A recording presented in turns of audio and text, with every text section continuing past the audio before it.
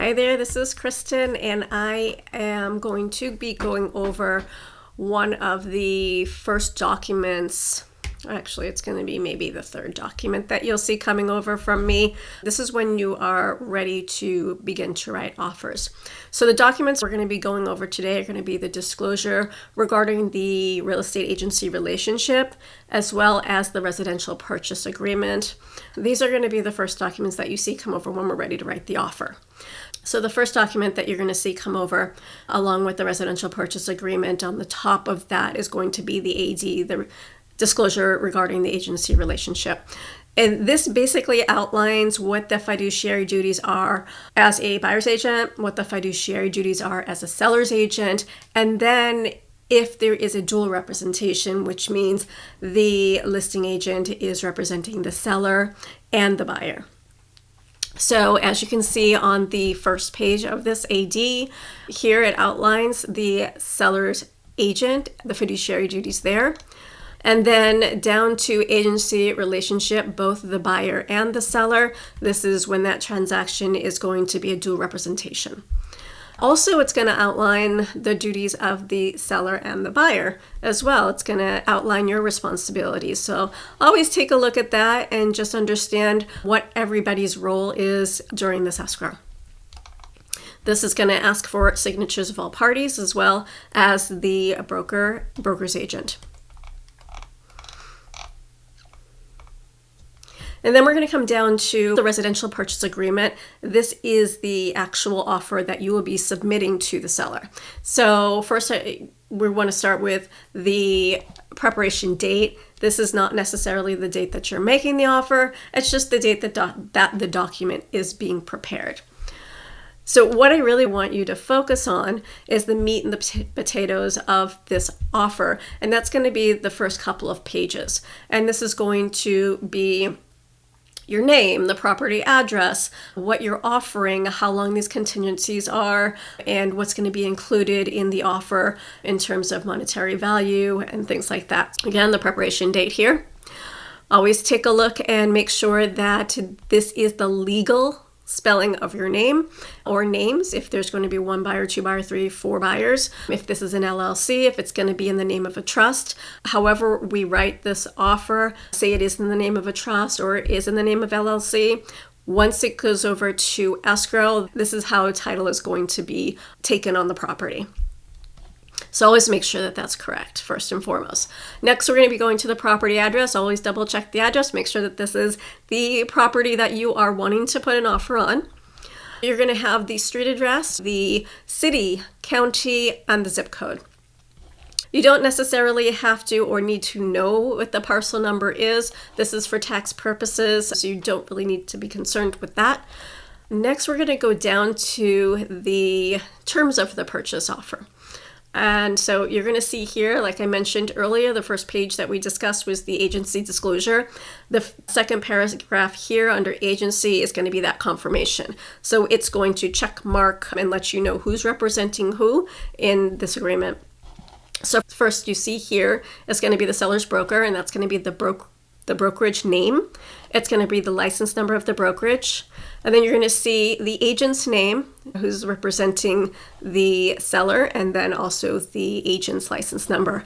And then you'll see here, this is where we're confirming what role the listing agent is playing, and they're going to be representing the seller only by the check marks here. And then we go down to the buyer's broker's firm, and this will be my name as the buyer's agent and the brokerage that I hang my license under. And this is going to be Trueline Realty. You notice again, license number is here. And then the confirmation of my role will be the representation of the buyer. Again, if it's going to be dual representation, you'll see these two boxes checked and you'll see the identical brokerage and name here. If there's going to be more than one broker representing either the seller or broker, you'll notice these check boxes here. It's not too common, so you don't need to be too concerned with that. And then we're going to go down to paragraph 3. Paragraph 3 is going to be in a grid format, and it's going to outline the terms of the purchase and the allocations of the cost. So if we notice in paragraph A, the first off the bat is going to be the price that you are offering the seller. And then you'll notice over here it's going to be whether this is going to be an all cash transaction. If not, it's going to be left unchecked. And next is going to be the close of escrow date. And these timelines and the monetary values and the percentages in here will have all been discussed prior to you receiving this document. So if there's anything that you want changed before you sign, always reach out to me or the transaction coordinator to let us know if there's any discrepancies or if there's anything that you kind of want to talk more about. So 30-day escrow, close of escrow is going to be after the acceptance date.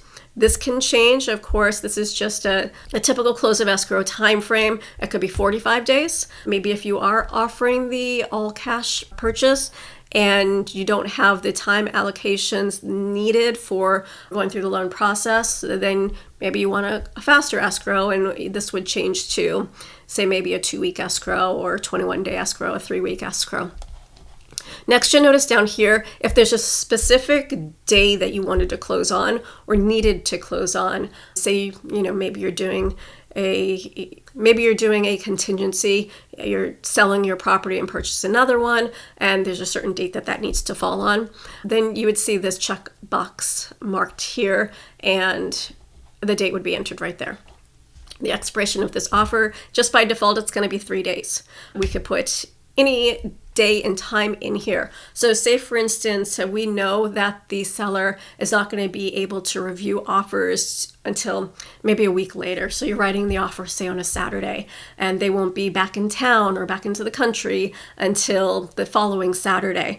So in that case, we would typically say, okay, so we're going to submit this offer on a Saturday. We know that the sellers aren't going to be back in town to review our offer until next Saturday. Maybe we'll make the expiration date the following Monday to give them time to review the offer, talk to their family if they needed to, discuss it with their agent, and then be able to send us back either an acceptance or rejection or a counteroffer. Next, you'll notice the initial deposit. This is what we'll also refer to sometimes as the earnest money deposit or the EMD.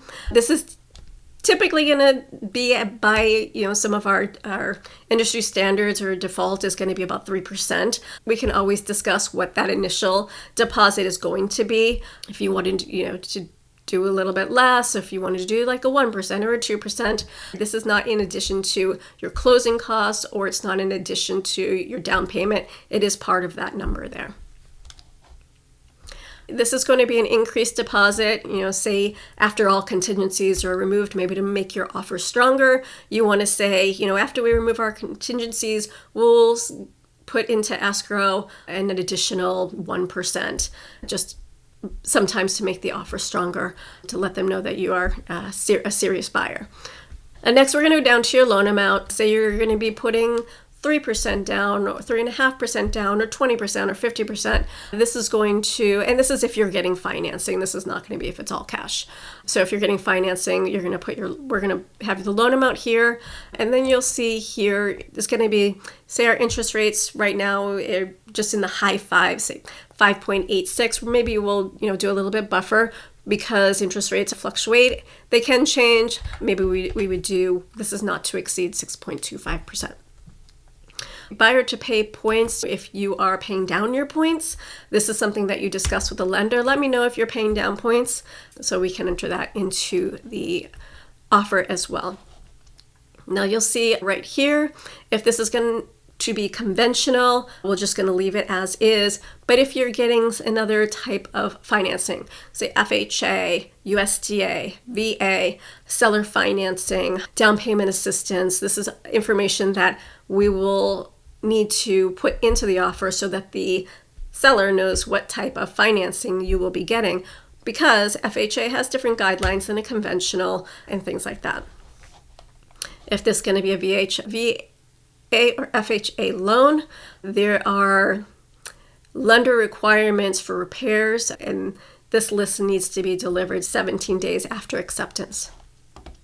If there's going to be an additional amount financed, we don't see this too often, but sometimes with the down payment assistance, the programs are situated in a way that there's going to be maybe 3% loan for the down payment assistance, and then maybe you have another 17% that you're being financed with the first loan. We don't see it too often these days, so it may not be something that you have to take a look at or as an option here. But if we do ever come to a situation where we need to enter in an additional amount financed, this is where you'll see that, and we'll definitely have that discussion of what that amount's going to be with the lender. And then here you'll see this is going to be what the balance of the down payment. This is not including your closing costs. Just keep that in mind. Closing costs are going to be calculated through escrow and lender with the lender fees. So just keep in mind this is just the remaining down payment. And the total purchase price should balance out to the same amount that we have here at the purchase price, so $500,000. Always keep in mind that if this is going to be a primary residence, great. If it's going to be a secondary or investment property, please let me know, because this is a conversation that we have to have as well with myself, the realtor, broker, and the lender. We're going to go down to, so next we're going to go down to the next page, which is going to have the first section is going to be seller payment to cover the buyer's expenses and costs. This is where we would be requesting, if necessary, any type of seller credits. So here you'll see, if you're going to be requesting a credit of say $3,000 towards closing costs, we would have that entered here. The additional seller credit terms, this doesn't include the broker's compensation, but if there's any additional seller credit terms here, we would write that in. Anything specific that needs to be mentioned as to why there's a credit. Maybe you're asking for a credit up front for a carpet allowance. So maybe you've toured the property and you've noticed that the carpet is just in horrible condition and it needs to be repaired, and some sellers will automatically offer up, instead of doing that cosmetic update themselves, they'll say, right up front, we'll be offering a $2,000 credit towards the carpets. That's the case, it would be a $2,000 credit here, carpet allowance. Now this is going to coincide, we're at G3 here, the seller's payment to compensate the buyer's broker. This is going to coincide with either the document that you signed in the very beginning of us meeting and touring and having our buyer's consultation. This is part of either the property showing and representation agreement, the PSRA, that you may have seen come over initially, or it will be part of the buyer broker representation agreement, compensation agreement, the BRBC. Typically, we're going to ask the seller to compensate for the amount that is listed, the percentage amount that's listed in one of those documents. You'll see it come over as a 3%. This is, again, always negotiable. So here, this is where we're asking for the seller to do that for the buyer's broker compensation. So here we would check here, you'll notice that here, and then the amount that would match the percentage amount in one of those agreements would be the 3%. Now, if you are not getting financing and this is going to be an all cash transaction, we're going to leave the default as we're going to be showing those proof of funds. So proof of funds for either your down payment and closing costs or your all cash payment and closing costs. So if it's going to be all cash, I'm going to be asking for documentation to show that you do have that, in terms of the example offer here, the $500,000 plus the closing cost amount. If it's going to be financing, we're going to be asking for that down payment and closing cost right here. That is what we'll be asking for. In order to submit this offer, it must be attached.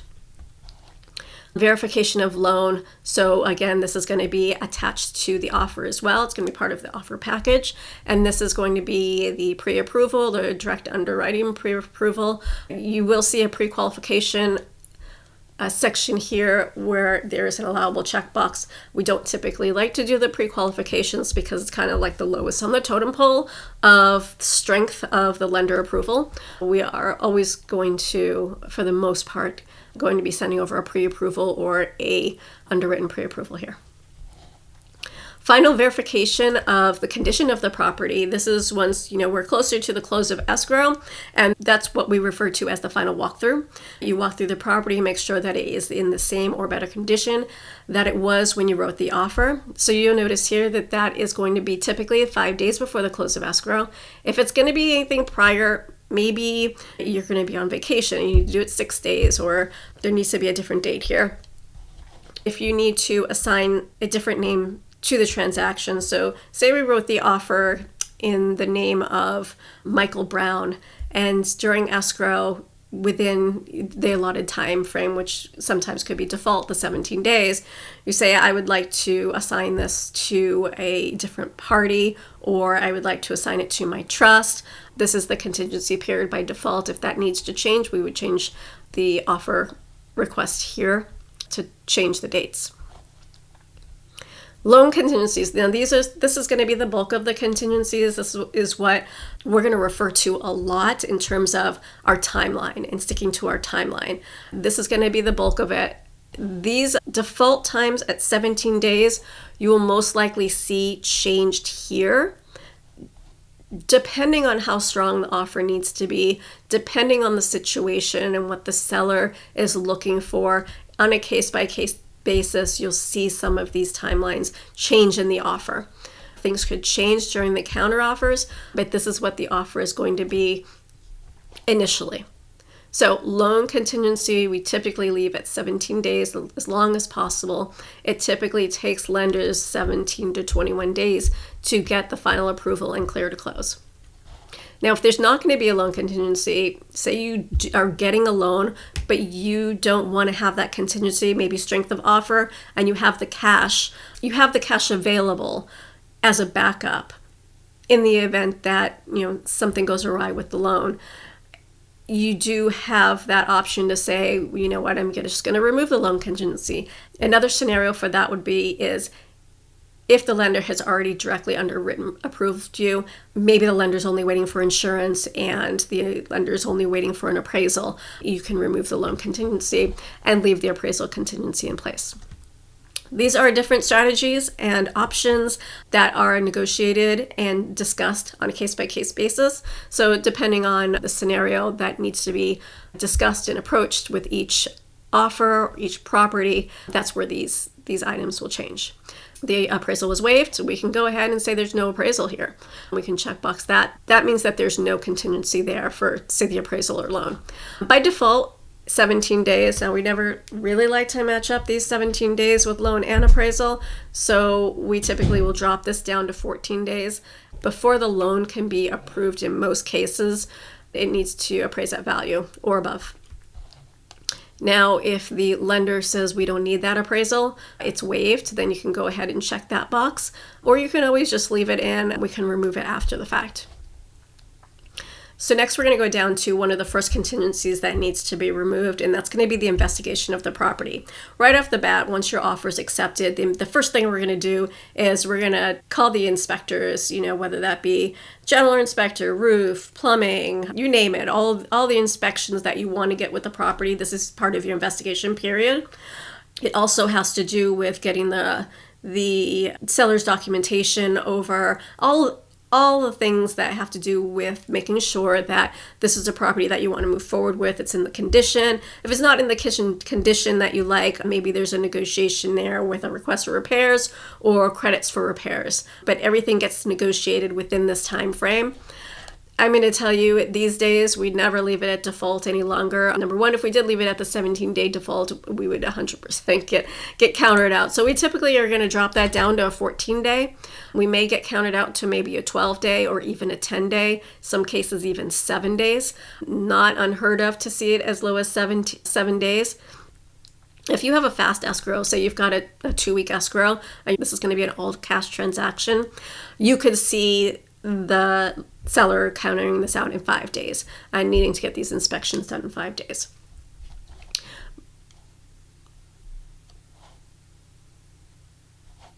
Next is going to be not necessarily, well, it's definitely not a contingency, but this is just stating that you have access to get into the property for a certain amount of time. And this is to do the things that you need to do, like doing the inspections, doing any follow-up inspections. Maybe you needed to get back into the property to take measurements for some purpose. Maybe you wanted to get the kitchen redone right when you move in and you wanted to take some measurements there. This is going to allow you access to the property. It's not a contingency of the offer. Typically, this is also going to be brought down to about the timeline of the investigation of the property. Next, we're going to come down to insurance. This is the amount of time that you have to make sure that you have good insurance in place. It's been sent over to escrow and the lender, and it's been signed off by the lender, which definitely needs to take place before the loan is finally approved. Typically, this is going to be dropped down again also, so it could look like something like a 14-day as well. The seller's going to send you over documents, usually immediately, and this is going to be the seller's property questionnaire, the transfer disclosure statement, things like that. You have 17 days unless it's counted out again, which is typically going to match the investigation of the property. So it could look like a 14-day or 12-day. This is the amount of time you have to review these documents. If for some reason that the documents are sent late, maybe they're sent on day 15, you do have time to review these documents. You always want to get them as soon as possible, but sometimes there could be a delay, especially, if it's in the trust or if it's going through probate, things like that.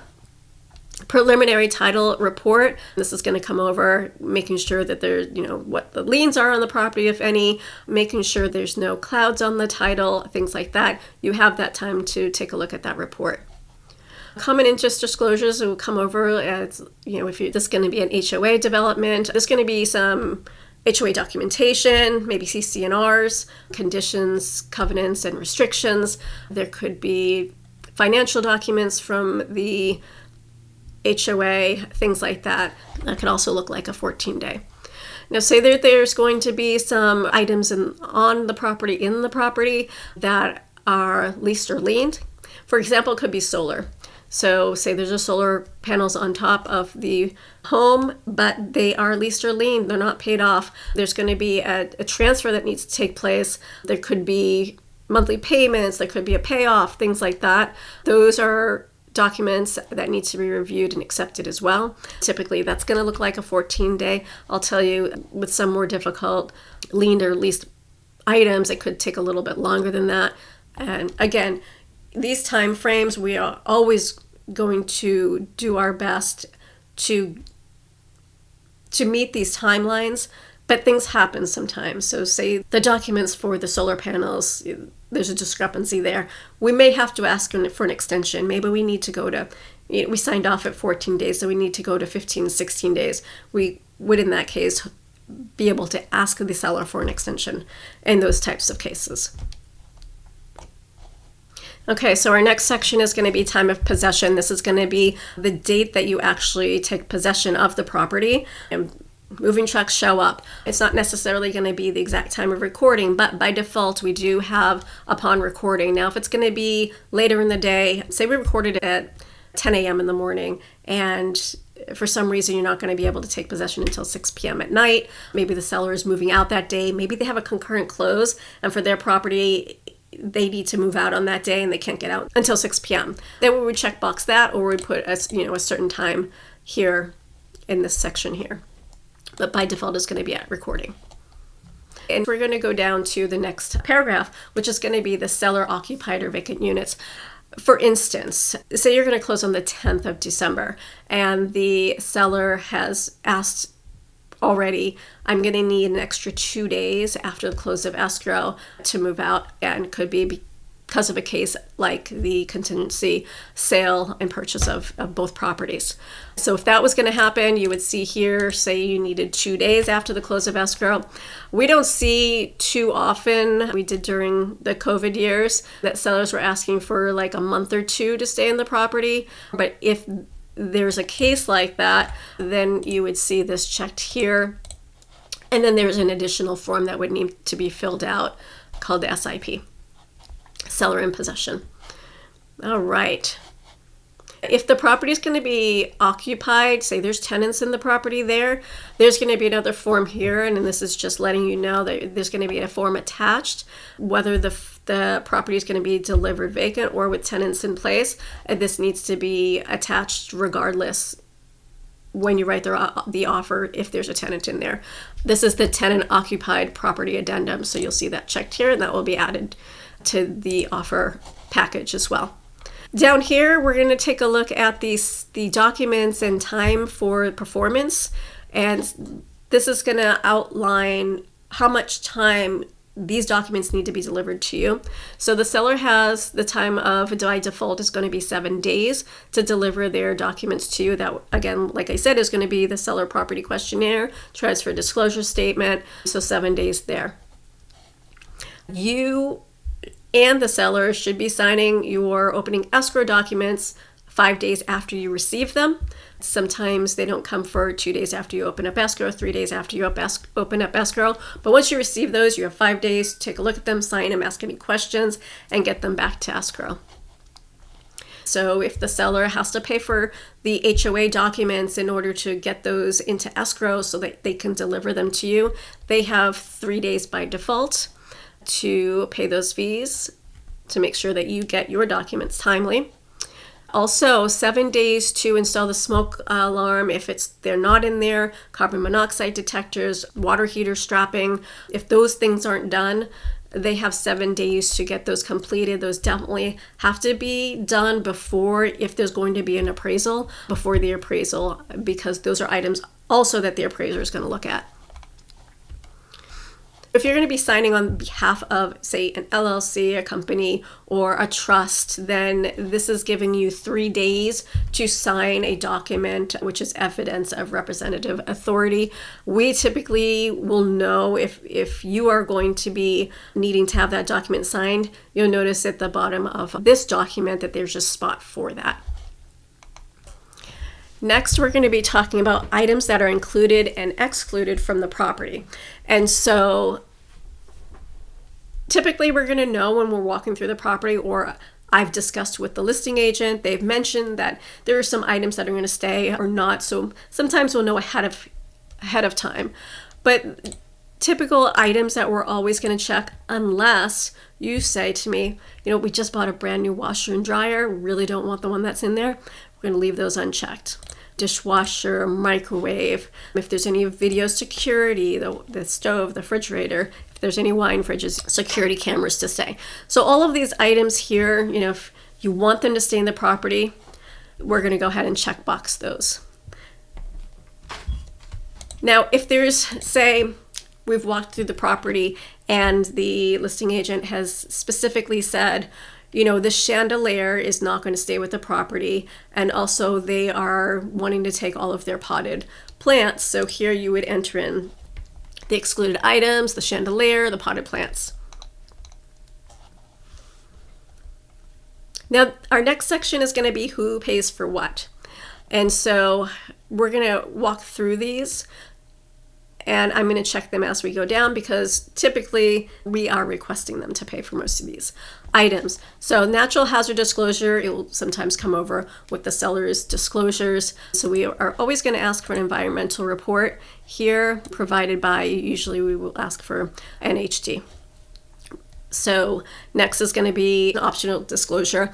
We don't see this too much unless you're going to be in a high fire zone. Then we would ask for a wildfire disclosure report. Smoke detectors, carbon monoxide, water heating, like I said up above, the seller has 7 days to get those put in. So we would check the seller here to pay for that. Government point of inspection in the city of LA, you do have to do pre-inspection, and these are government requirements. So we do ask for the seller to pay for that report.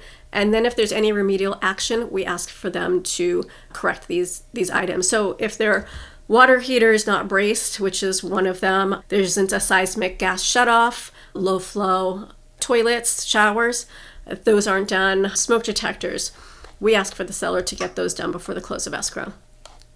Who pays for the escrow fees? Typically is going to be each to pay their own, so you'll see that checked here. And then it's sometimes going to be the seller's choice of who's going to be the escrow holder. So you'll see either that or a specific escrow company's name put in here. Title insurance, we are also going to ask for the seller to pay for the title insurance typically. And then you'll see a company put in here, either seller's choice or a specific company. Buyers, lenders, title insurance is always going to be paid by the buyer if you have a lender. County, city, taxes, transfer taxes, we ask for the seller to pay for those. And then any HOA fees, if there's an HOA, we ask for the seller to pay for that. But the certification fee is going to be the buyer. HOA transfer fees, we always ask for the seller to pay for those. We will typically ask the seller to pay for 1 year of a home warranty protection plan, which covers things like appliances, dishwasher, washing machine, refrigerators, limited roofs, some plumbing, electrical, things like that for the first year. Ask me, we'll discuss the home warranty plans, and I can always get the brochure out to you so you can take a look at what's covered by those home warranty companies. If you don't want that, you can ask to just have that waived. Maybe you don't want to have the seller incur another fee. If you want to be a little aggressive, and then we can go ahead and we can waive that right there. If there's going to be any other specific terms, you would see this entered here. Now here we're going to come down to the property addenda and advisories. Say this is a probate or the tenant's in there, like I mentioned earlier, that tenant occupied property addendum, you would see that checked here, and the form you would have to sign coming over with the offer. Say that this is a stock co-op, you would have, these are just additional addendums that if they are checked, you'll see that form in the package that you need to sign at the time of signing the offer. And that is it. So everything in the next paragraphs is going to be an explanation of everything above. So everything that we just went over, next you'll see line by line what each of one of these means, and what any ramifications could happen if you don't meet a timeline, things like that. If you have any questions on this purchase agreement, feel free to reach out. I'm always here to answer any questions. I hope this was helpful for you, and look out for the next contracts video that will go over the counteroffers, seller counteroffer, and buyer counteroffers. And I look forward to seeing you next time.